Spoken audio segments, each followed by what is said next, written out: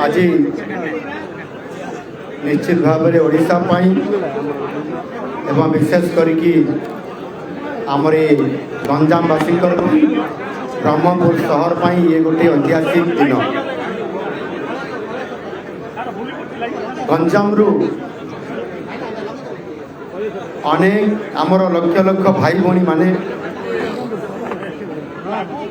पश्चिम भारत अर्थात गुजरात सूरत सहर अवस्थापित हेबा एवं सेठी टेक्सटाइल टू आरंभ करिकी आपंकर जो हीरा व्यवसाय केंद्र अच्छी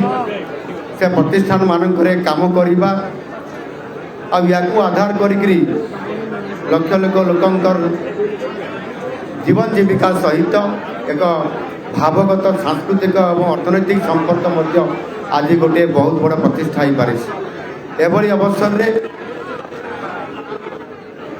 गंजामवासी अर्थात ब्रह्मपुर सूरत को जो अमृत भारत एक्सप्रेस ट्रेन शुभारंभ करने दाबी होता दाबी तो पूरण होता किंतु ताको दैनिक चलवाई जो आपण मानकर आग्रह देखते सूरत रे मध्य अश्विनी वैष्णव जी को माननीय रेलमंत्री को सेठी आमर सूरत रे रोहुवा ओडिया भाई माने दाबी करवा एवं ये गंजाम रे मध्य एवं ओडिशा रे मध्य राज्य सरकार को जो दाबी करते ये दाबी को सरकार के तरफ रेलमंत्री महोदय को आमे यहाँ को पूरण करा जाऊ बोली जो कथा रखीलु अर्थात रेल विभाग आमर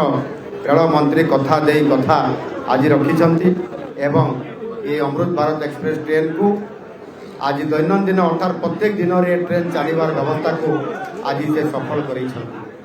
आज पुरी कोरापुट पुरी एक्सप्रेस ट्रेन पूर्व ओडिशा रु पश्चिम ओडिशा और पश्चिम ओडिशा दक्षिण ओडिशा पर्यंत एभली एक ट्रेन सप्ताह 3 दिन चलवार व्यवस्था को आज शुभ उद्घाटन आज करा आज आपण मान पाखरे से तांकर मंतव्य रखिंट जे भुवनेश्वर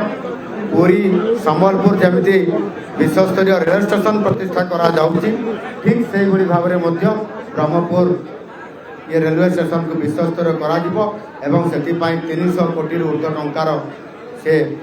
व्यवस्था कर निश्चित भाव में जिते बड़े आम सरकार आसला एवं डबल इंजिन सरकार ओडिशा रे चलिला सेते बड़े आमे लक्षे कोटी टंका इन्वेस्टमेंट रेल विभाग तरफ करने जो दाबी करूँ आज 97,000 कोटी टंका आज बजेट रे प्रावधान करी खर्च करिवार ये जो सफल नेतृत्व आमको आज देइछंती डबल इंजिन सरकार रे माननीय यशस्वी प्रधानमंत्री आशीर्वाद रे एवं तांकर संकल्प रे आज आमे आगु को बढ़ुछंती मु तांको पाखे राज्य सरकार के तरफ दाबी रखीलु जे ओडिशा रे 30 जिला अच्छी 30 जिला को मध्य रेल संजोग करा जाऊ एवं से कुंठाबोध करना